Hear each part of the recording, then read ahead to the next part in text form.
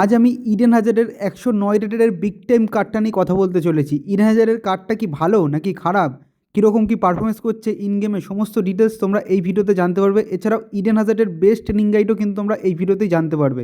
তো একদম ভিডিওটা স্কিপ না করে পুরো ভিডিওটা দেখো। যারা ফেসবুক থেকে দেখছো অবশ্যই ফেসবুক পেজটাকে ফলো করে দাও, যারা ইউটিউব থেকে দেখছো অবশ্যই কিন্তু চ্যানেলটা সাবস্ক্রাইব করে সাথে থাকো। তো শুরু করছি আজকের ভিডিও। যেহেতু ইডেন হ্যাজার্ডের গেম প্লে রিভিউ করব, সেই কারণে বেশিরভাগ বল আমি ইডেন হ্যাজার্ডকে দিয়েই কিন্তু খেলানোর চেষ্টা করব। তো ইডেন হ্যাজার্ড একটা সুন্দর থ্রু বল দিল এমবাপেকে, তারপরে এমবাপে একটা নিখুঁত ফিনিশ করে 1-0 গোলে এগিয়ে গেলাম। এটা হচ্ছে আমার ফার্স্ট ম্যাচ।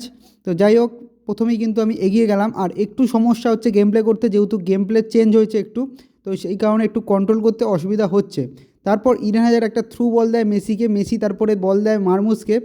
তারপর মারমুস বলটাকে হোল্ড করছিল, সেখানে ট্যাকেল করে ফেলে দেওয়া হয়। তো যেহেতু ইডেন হ্যাজার্ডকে নিয়ে, তো ইডেন হ্যাজার্ডকে নিয়ে পেনাল্টিটা আমি মারলাম, মিডিলে আমি মারলাম, সেখান থেকে কিন্তু গোল হয়ে গেল।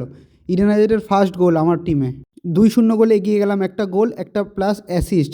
তো যাই হোক, এরপর ইডেনকে নিয়ে সামনের দিকে এগিয়ে যাচ্ছি। দারুণ ডচ, খুব সুন্দর একটি শট, নাইস গোল ভাই, nice goal. Big time Eden Hazard is awesome, really awesome.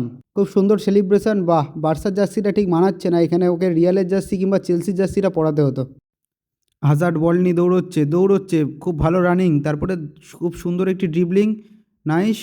আরে একটুর জন্য শটটা করতে দিল না, দারুণ বল কন্ট্রোল করছিল। যাই হোক, আবার ইডেনকে নিয়ে সামনের দিকে যাচ্ছি, দারুণ 1-2। ইডেন সামনের দিকে দৌড়চ্ছি, খুব সুন্দর কাটিং, প্লেয়ার পড়ে গেল, সামনে নিয়ে গিয়ে বাহ বাহ বাহ, সুন্দর, ভেরি নাইস শট। আরে গোলকিপার রে!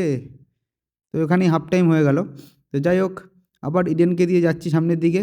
খুব সুন্দর বল কন্ট্রোল কিন্তু দেখতে পাচ্ছ, মারাত্মক বল কন্ট্রোল করছে। এই দেখো, এক একটা কার্ড মারছে, প্লেয়ার কোথায় ছিটকে চলে যাচ্ছে। শট, আরে শটটাই লাস্ট অব্দি নিতে পারছি না, নাহলে কিন্তু সব পারফেক্ট হচ্ছে। যাই হোক, তারপরে আবার একটা পেনাল্টি পেয়ে যাই। তো পেনাল্টিটা পাওয়ার সাথে সাথে অপোনেন্ট কী করে, ম্যাচ থেকে বেরিয়ে যায়। দেখো, চেঁচামেচি করতে করতে অপোনেন্ট ম্যাচ থেকে বেরিয়ে গেল। শেষ হয়ে গেল ফার্স্ট ম্যাচ। চলে যাচ্ছি এবার আমি সেকেন্ড ম্যাচে।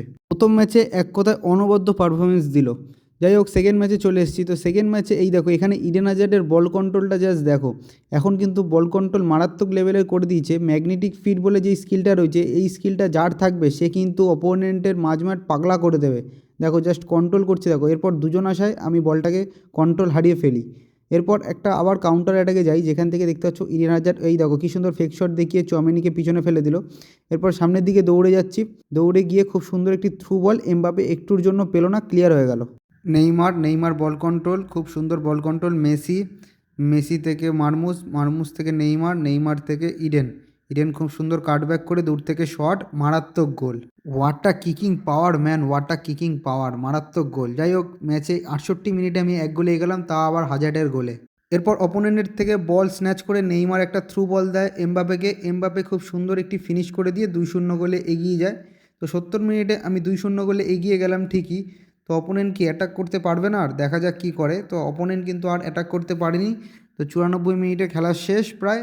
তো দুটো ম্যাচ খেললাম, দুটো ম্যাচই কিন্তু মারাত্মক পারফরমেন্স। তো তোমরা তো দেখতেই পেলে, ইডেন হ্যাজার্ডকে দিয়ে আমি গেম প্লে করিয়ে এলাম। খুব সুন্দর বল কন্ট্রোল, খুব সুন্দর স্পিড, খুব সুন্দর ড্রিবলিং, মারাত্মক কিন্তু স্কিল রয়েছে, ঠিক আছে। তো এই কার্ডটার জন্য তোমরা অবশ্যই যেতে পারো, ঠিক আছে। 250 প্লেয়ারের বক্স রয়েছে, একটু বড় হিউজ কয়েন লাগবে ঠিকই, বাট কার্ডটা কিন্তু অস্থির। আর গেম প্লে যেহেতু একটু চেঞ্জ হয়েছে, সেই কারণে একটু কন্ট্রোল, তারপরে একটু স্পিড, এগুলো এক্সিলেশন করতে একটু সমস্যা ক্রিয়েট করছে, বাট আস্তে আস্তে গেম প্লে ঠিক হয়ে যাবে।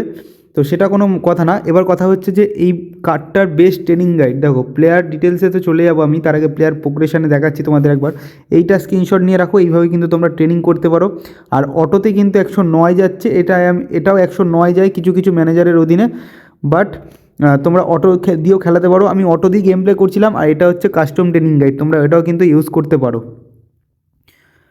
এবার আমি এর ডিটেলসে চলে যাবো। তো ডিটেলসে গেলে তোমরা এখানে দেখতে পাবে হোল প্লেয়ার কার্ড রয়েছে। তোমরা এটাকে অ্যাটাকিং মিডফিল্ডার, তারপর হচ্ছে লেফট উইঙ্গার, দুটো পজিশনই খেলাতে পারবে। সেকেন্ড স্ট্রাইকারও খেলাতে পারবে যদি এখানে তুমি পজিশনটা একটু ট্রেন করিয়ে নাও।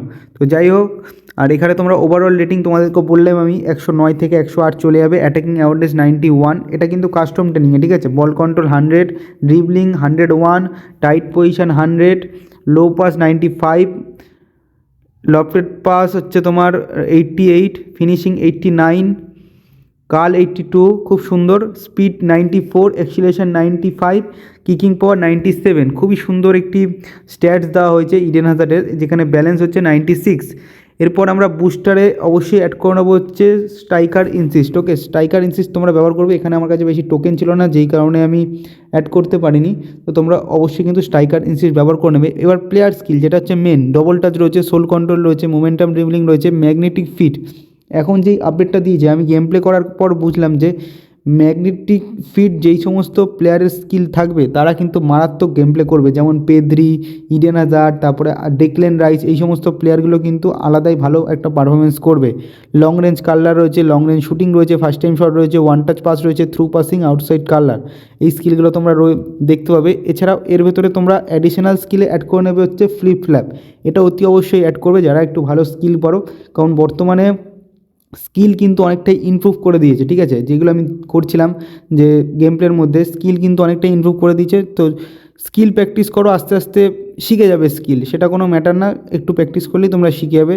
তো অবশ্যই ফ্লিপ ফ্ল্যাপটা অ্যাড করে নিও, তার সাথে যা ইচ্ছা অ্যাড করো, সমস্যা নেই। আমার এখানে টোকেন আমি র্যান্ডম টোকেন দিয়ে মেরেছি, যেগুলো বেঁধেছে সেগুলোই এখানে রেখে দিয়েছি।